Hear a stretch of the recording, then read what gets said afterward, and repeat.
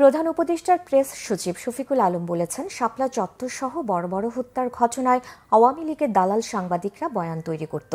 জাতীয় প্রেস ক্লাবে ফ্যাসিবাদ মুক্ত গণমাধ্যম শীর্ষক আলোচনায় এসব বললেন প্রধান উপদেষ্টার প্রেস সচিব। ফ্যাসিবাদ আমলে যেসব গণমাধ্যম ও সাংবাদিক আওয়ামী লীগ সরকারের পক্ষে ভূমিকা পালন করেছেন তা ডকুমেন্টেড করার কথা বলেন তিনি। এক্ষেত্রে প্রাইভেট খাতকে এগিয়ে আসার আহ্বান জানান শফিকুল আলম।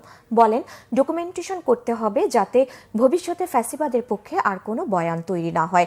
কোনো দল ক্ষমতায় গিয়ে হত্যাকাণ্ড ঘটালে সমর্থক হলেও তা সাপোর্ট না করার আহ্বান জানান প্রেস সচিব। বলেন, সরকার বা কোনো ক্ষমতাধর ব্যক্তি ভুল করলেও তা সাংবাদিকদের তুলে ধরতে হবে। এরকম সাংবাদিকতার পরিবেশ নিশ্চিতে সরকার কাজ করছে বলে জানান তিনি।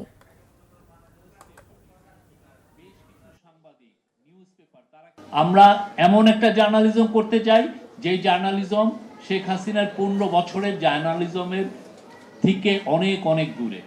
এমন একটা ইন্ডিপেন্ডেন্ট জার্নালিজম সে প্রত্যেকটা গভর্নমেন্টকেই যেন কাঠগড়ায় দাঁড় করায়, সেটা আজকে ইন্টারিম গভর্নমেন্ট হোক বা পরবর্তীতে পলিটিক্যাল গভর্নমেন্ট হোক।